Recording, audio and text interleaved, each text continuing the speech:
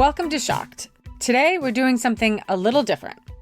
Today's episode is a conversation between Michael Greenstone and Senator Lisa Murkowski, a Republican from Alaska, and former Senator Heidi Heitkamp, a Democrat from North Dakota. They spoke on October 24th before an event at the Institute of Politics at UChicago. Michael talked to them about clean energy and climate in this political moment. Lisa, Heidi, welcome to the University of Chicago. We're incredibly excited to have you here. Thank you. So there's many ways to kind of confront climate change. One is certainly adaptation. And I wanted to talk a little bit. I read Lisa's new excellent book, Far From Home. You're closer to home in Chicago than you are in Washington. Little and cooler. And you start and end that book by talking about your work with the Alaska Native village of Newtok, which I don't think people have fully absorbed this. Like, we actually have communities, places in the United States of America that are no longer livable due to the impacts of climate change. And they just moved. Could you talk a little bit what that was like for them, what that was like for you, representing them? Yeah. It's almost mind-blowing. Well, it is. It's hard to appreciate or recognize. But in many of the coastal communities on the West Coast, the western side of Alaska, there's a great exposure to the ocean. The ice has always been that buffer that has kept these communities in place for hundreds, if not thousands of years. But as we're seeing sea ice recede, you see waves and storm activity, it is causing levels of erosion that we're seeing that is unprecedented and threatening these coastal communities. Newtok is one of those communities, a small village, less than 500 people, but they were seeing between the ocean and the river, the Niglick River on which they sit, they were seeing erosion on all sides and basically becoming islanded. They started to lose their little airstrip, their school was threatened. And what was happening was they needed infrastructure to keep the lights on and to allow clean water, but nobody was willing to make the investment in them because they could see that this threat is all around them. So the community made a decision back in the early 2000s. They needed to relocate.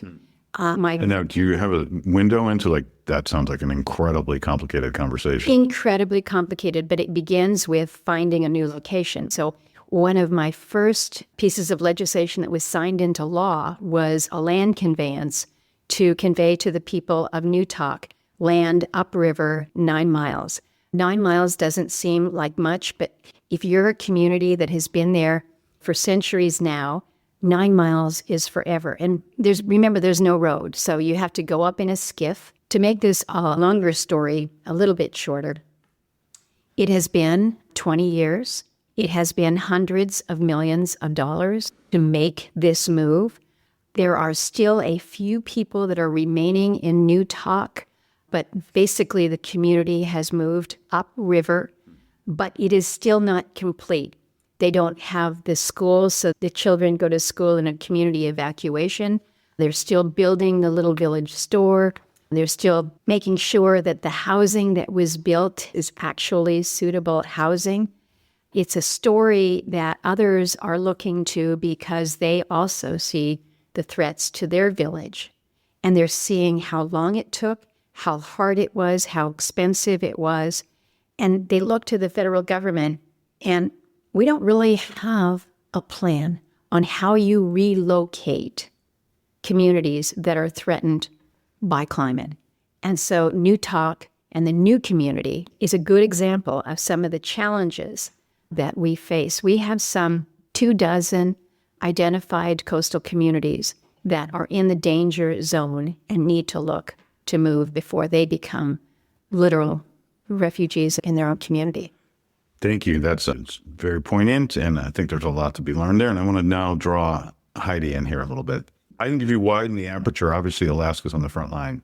There's a whole portions of the Atlantic seaboard where some version of that, maybe not exactly that, is at risk in the coming decades. I think Manhattan is in the bullseye. I have no doubt. Rhode Island? Yeah. I have no doubt we'll spend every single dollar we can on Manhattan, but I feel like we're going to have a national conversation about which places are like, you're on your own, we wish you well, and which places we're going to devote real resources to, either relocating through federal involvement or building seawalls or something like that. And in fact, I have a friend who recently bought a house in Miami. It's right on the coast. And he said the message is super clear there, like you're on your own. So how can democracy decide which places to engage with and which places to kind of send the signal, you're on your own? You know, when I first got to the Senate, I was on the banking committee, and we were being asked to reauthorize flood insurance. And that was a big deal, because how do you say to whole communities, guess what? That's the third time you flood. Your house was destroyed or injured by flood, so we're not going to insure you anymore. There's a lot of federal policy that has not yet done the tough work of saying we are no longer going to subsidize these areas. We're no longer going to allow you to build in a place that could have catastrophic storms, could lead to real problems. And so it's interesting, listening to Lisa, North Dakota, if you look at the studies, is going to be the least impacted by climate. I mean, we haven't seen an ocean for whenever the plates moved, I guess. But we do have climate-related catastrophes. We've had more tornadoes this year than ever in the history, more Category 5 tornadoes, more disease in crops that we've never seen. And so you're seeing it everywhere. And the question is, how do you develop a sustainable mitigation policy for communities? And think about, I don't know, Lisa, how many villagers were relocated? From Newtop to McTarvik, it's the full village, so we're probably 400 or so. But think, she just was talking about hundreds of millions of dollars for 400 people. And so these are very real consequences. And in a world where you see winners and losers right now in public policy, there has to be a standard, not I like you because you voted for me standard, but a standard on how we are going to take a pot of federal resources or a pot of taxpayer resourse. No, but that sounds like the vaunted Blue Ribbon Commission for closing military bases. Isn't that a throwback? Could our current democracy do that? But if the government backed out of any kind of guarantee, and the president's taken an interesting position on FEMA, but if the government retreated and said, you're on your own, then the market presumably would then take the kind of corrective action. And you're seeing that with property damage insurance in areas where there is high risk. You're seeing it in your friend's experience. You're on your own. The problem with all of that is so many of these areas that are impacted, these are not wealthy people. I mean, your friend probably can afford to self-insure a structure. Many people in Florida and other places cannot. And so I think we have to really acknowledge the equity of some of these decisions. And just to add to this, our example of Newtok is coastal erosion and what we are seeing there. You've mentioned flooding. But think about the differing ways that we are seeing the impacts of climate change on these disasters. You mentioned tornadoes, but it's the fire threat that we are seeing that is not isolated to one area. You can be in many parts of the country and feel the impact of drought. And so it is so broad and so widespread. And so you think, is there any place where you don't see some level of impact? And I think to the question that you have raised, is there a national conversation? Is there some kind of a review, Blue Ribbon Commission of sorts? I don't think we have any answers to this yet. And Michael, part of the problem is that it's a hoax or it's too late. And in either one of those, the message is do nothing. Yeah. And so we aren't having the appropriate conversation about we're in middle here. What are the options? What are the policy initiatives that could, in fact, mitigate some of this damage and actually long-term create a better situation for climate change going forward? And so we're not having that conversation. And if we are having that conversation, it's in two separate rooms with no consistency in policy. So that kind of introduces the elephant in the room. Heidi, I think you were just arguing for the technocrats to come in the room. I am, actually. And the technocrats are ready if anyone ever wants us.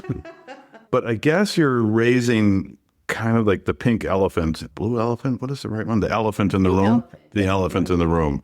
we have two parties that have a terrible time seeing climate and energy in the same way.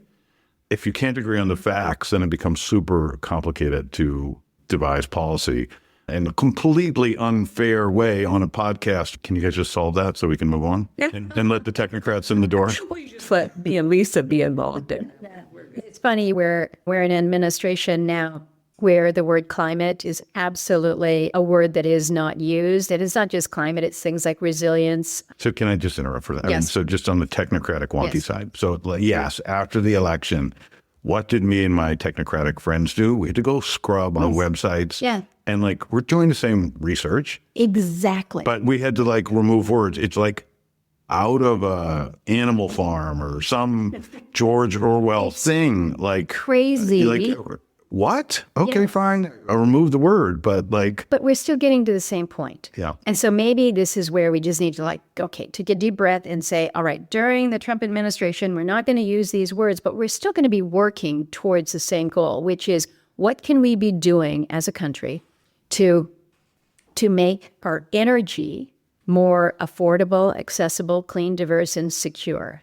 And as we do this, do it in a way that benefits everybody, not just those in the red states. I am one who has always talked about an all of the above energy policy, and I mean it. People look at me and they say, well, you're from Alaska, and so of course you're an oil and gas state. And I said, yes, we're pretty proud of what we've been able to deliver on the oil side, but look at what we have done. We have pioneered microgrids with small solar, small wind power combined with battery. What we're doing with small little lake tap hydro to be able to bring power to small communities that are not connected to anybody's grid. But when you say, Trump administration coming in, that now all we're going to do is the stuff that's below the ground. Somebody said, instead of talking about an all of the above policy, now it's All of the below. all the below. Everything below is okay. I haven't heard that one. And so that's not okay, because our reality is we have different stuff in different places that allows everybody to have their own little energy dominance, if you will. And Alaska is a great example of this. When you're not connected by the grid, the solution is not to bring in diesel to power your generator. And that's what most of my communities are still being powered by. That to me is unacceptable. So let me have the ability to bring in some wind, bring in a few solar panels, get some small storage, and we can make some things happen so that people are not paying $10 and $12 for stove oil to heat their home or to run the generator. I think one of the issues, and Lisa and I did a lot of work on energy policy. We were able to bring people together and create a lot of compromises that actually were pretty meaningful. But the one thing that I've always asked students when they kind of accuse me of being, well, you're just, North Dakota's a huge oil and gas state, mainly oil. There is such a visceral reaction to oil and gas. And that's the wrong question. The question is, how do we get to zero emissions in a way that is affordable, that does not cut off poor people and people living on fixed incomes? And so to me, it's about being fuel agnostic and carbon sensitive. And when we get to that agreement, I think that we can have a national consistent energy policy that will make a difference and be good for the climate, but also affordable. Okay, same page. But I want to bring up an adjacent issue, which has kind of bled into, you guys both talked about which energy sources to use. Somehow that's now been wrapped into production. And the institute that I run here recently did a poll and found that certainly among Democrats and among Republicans below a certain age, I think roughly 45, there's a lot of interest in having clean tech operate here, building solar panels and wind turbines and batteries, technologies of the future. So I just want to put that on the table. The second point I want to put on the table is I was jarred by a bunch of venture capitalists recently went to China, and they looked at the production of EVs there, the solar panels and the batteries. And they basically came back and they used a word that I cannot get out of my head. They used the word uninvestable.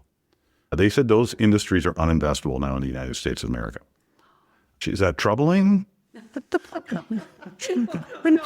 Well, no, let me just play the other side, which I'm not completely comfortable with. But the other side would be, well, that's great. They're going to produce cheap stuff.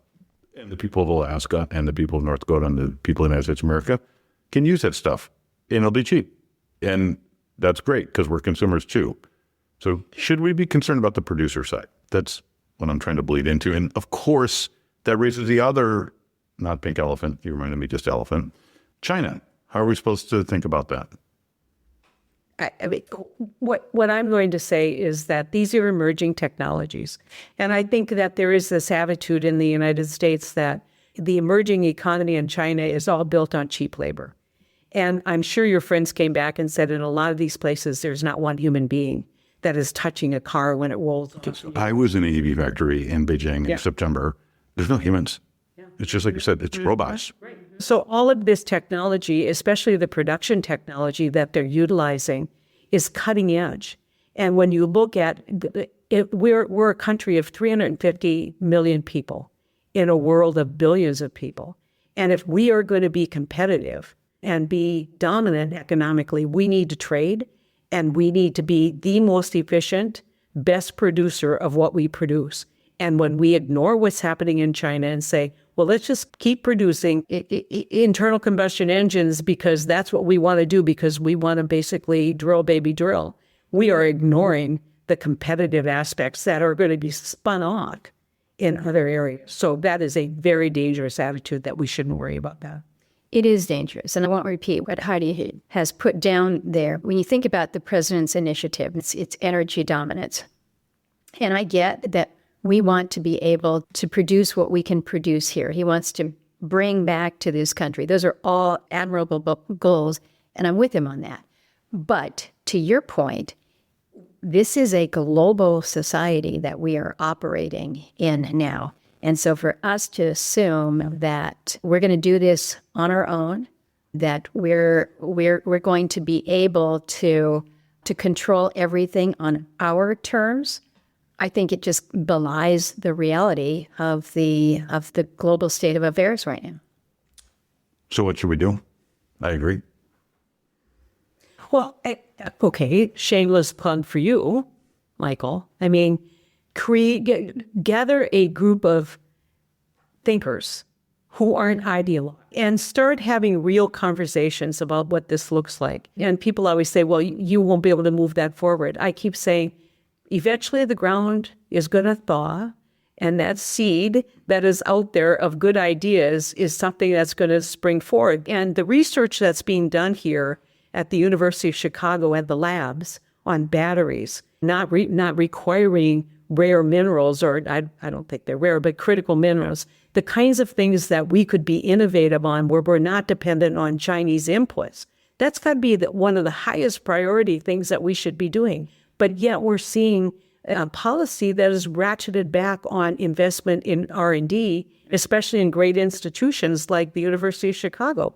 And so we'll get back to where we need to go, but we need to do the thinking right now, and we need to do the analysis right now, and we need to do the educating right now. And we need to try to avoid the politicization of all of that. I believe that we need to be doing more domestically when it comes to critical minerals. President's initiative is all over it. It cannot be viewed as a Republican initiative. And the Democrats are like, okay, I'm in a tough spot because we need the critical minerals for everything that I want to try to do with the renewable initiative and the clean energy initiative, but I can't stand the fact that we got to dig a hole.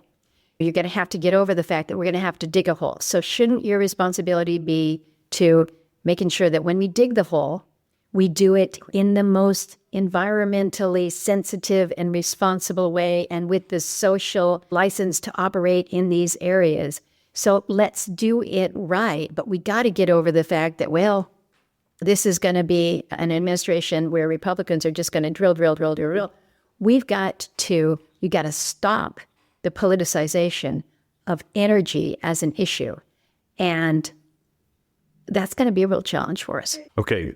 So one question I had for both of you, maybe a little bit unfair, is, Lisa, what should the Democrats do better to build this beautiful pathway to the technocratic future? And then, of course, I'm going to ask Heidi what the Republicans should be doing better. in terms of creating the political momentum to let all the technocrats in the door, which I know is not exactly what you think, but. Well, it starts with honest dialogue. And I think sometimes, and I'm being generous here, I think sometimes it has worked to the Democrats' advantage to hyperinflate, to use the end of the world is coming if we don't do this immediately. And people stop believing you when you say the sky is falling, and they wake up the next morning and the sky hasn't fallen, and you're still saying the same thing. So I think it's always about how we speak about these issues, how we engage. But when you engage in such hyperbole that people stop believing you, it makes it hard to make headway. I don't disagree, Lisa, but denial is never a strategy. So if I were going to give advice to the Republican Party, I would say, you can't fix a problem you won't acknowledge you have. And it's really comforting to call it a hoax. It's really good because then you have no responsibility to do anything. And we have got to get to a point, if we're going to get consistent policy. So if you're going to decide what kind of power plant you're going to build today, that's a big event horizon, maybe even in 50 years. We have power facilities in North Dakota that have been operating for 50 years. And so we have got to get enough collaboration and a big enough coalition to actually have a meaningful, long-arced policy. But you can't do it when the predominant public policy position of the leader of your party says this is a hoax. There's great comfort in I don't have to do anything about it. And like Lisa said, unlike insurance, health insurance, which is going to hit you tomorrow, climate, if you may get a bad storm, the sun comes out tomorrow, and that's your point. And so it is the toughest public policy issue for someone to solve is one that you don't see every day. In other instances, so I'm going to interpret maybe somewhat grossly what both of you said as a little more truth-telling might be helpful. Easy. Yeah. Can you think of other instances where that's been an impediment to rational policymaking and how we were able to overcome that because we found ourselves in corners where it was convenient to have our own set of facts? I would give the example, and I worked on this when I was the Attorney General, tobacco. For years, tobacco, it's good for you even. It's not going to cause cancer. So it took a bipartisan effort. And when I was doing this work in North Dakota, my greatest champion was a Republican legislator who I think had lost his mother to lung cancer. And so, it took a long time, but eventually everybody came to a set of facts that was really significant, that this was in fact harmful.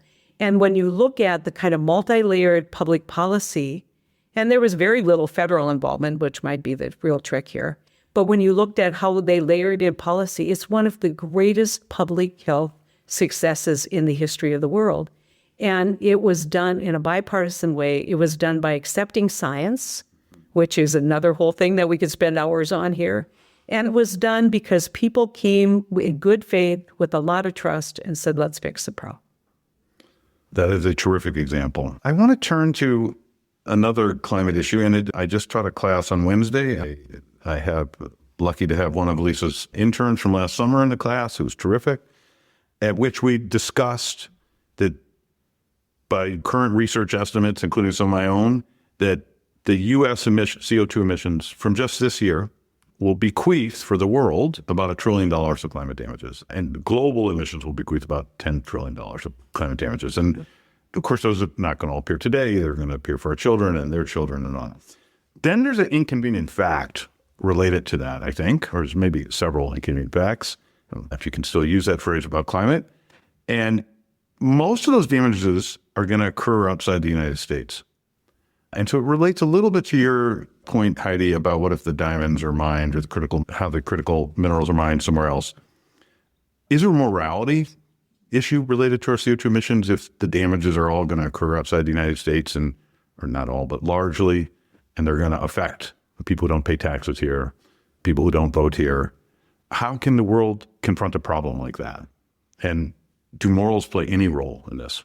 Yeah, when we're talking about global issues, which I think we absolutely are when you look at the impacts of climate change, I come from a state, low population. It's not like we have a lot of cars up there that are creating emissions, and yet we produce a fossil resource that is being used and that does contribute. But you talk to a lot of folks back home who are like, wait a minute, we are not the source of the problem here. Don't penalize us with a carbon tax or telling us that we can't have a source of income or revenue to help our people in our state. But I think you're talking, these, if I was still back in college, these are the types of classes that I would love to have. I think I would do really well in your class, Michael. I think you would, and you're invited to come guest lecture whenever you like. There you go. But you think about the global responsibility that we have, whether it is with climate or whether it is matters of security around the world. And I think it's important to reflect on the role, the responsibility that you have seen the United States step up to when it comes to things that are not happening within our borders and how we participate as a global leader, as a world leader. And so when there are issues of conflict and war, we don't just sit back and say, well, that's happening elsewhere. We have no responsibility to that. We have a humanitarian role that we play. We have a responsibility, I think, again, as a global leader. And so these are questions that are worthy of that level of debate, because I don't think that we should just say, because we're not seeing the impact here as much as there, we have no responsibility to it. Do you think people are questioning that role, the U.S. role of global leader, Yes. more than they used to? Yes. And what's led to that? Well, look at what we have just seen in the beginning of this year with the rescissions that we saw to the State Department and foreign diplomacy, global health, the food aid programs. And you have countries that are looking to us and saying, what is happening in the United States? Where is that global leadership role? So yes, I think people are questioning it. Now, Heidi, you have a tremendous podcast, Hot Dish, with your brother. It's a dream of mine to be able to find a way to work with my brother. You managed to do that. If you were discussing this question of morality and CO2 emissions from that perspective that you guys so powerfully bring to that podcast, how would you take that on? Number one, I think that people would question your numbers. So because we've talked a lot about technocrats. Yeah. And one of the things, the damage that's been done is the damage to expertise. And some of that, I think the technocrats own, because it's like too many conflicting kinds of opinions. People don't know what to believe. And so they're like, I don't have any obligation. But what I would say is globally, there's no such thing as a free lunch. So you can sit back and say, this isn't going to affect me, but it will affect you. It'll affect our markets long term. It'll affect the ability of people to come into the middle class who could buy our products or buy our commodities. And so I'm probably an anomaly, because I talk about the kind of responsibility that we have to educate and to have a dialogue about globalization. Because a lot of people think that America first means America alone. It can never be America alone. We will not be successful long term. In the short term, maybe we do some good things and we just put up the barriers and kind of spin around the economy. But eventually, when you have a declining population, you've got to be looking external. And there's a lot of innovation that's happening external. And so what I would say is, we don't stand in this world alone. And in North Dakota, we're heavily dependent on ag exports. Lisa and I did an oil export because shale oil isn't refined in this country. And so we were able to do a deal that opened up exports. Without that export, our shale oil would have been locked in this country. And so I think people in North Dakota understand globalization, or the need to have relationships. Remarkably, so many people in North Dakota have actually traveled. Maybe they go on trade missions, they travel a lot, because they understand how important that is. And so what I would say is, there's no such thing as a free lunch. You can step back and say, I don't need to worry about it today. Okay. Thank you. That was very insightful from both of you. When Lisa was here 6 years ago, my daughter was 13 at the time.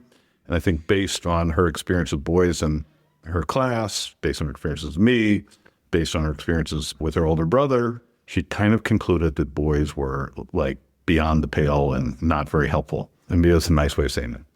I just visited her last weekend in college. She has a boyfriend now.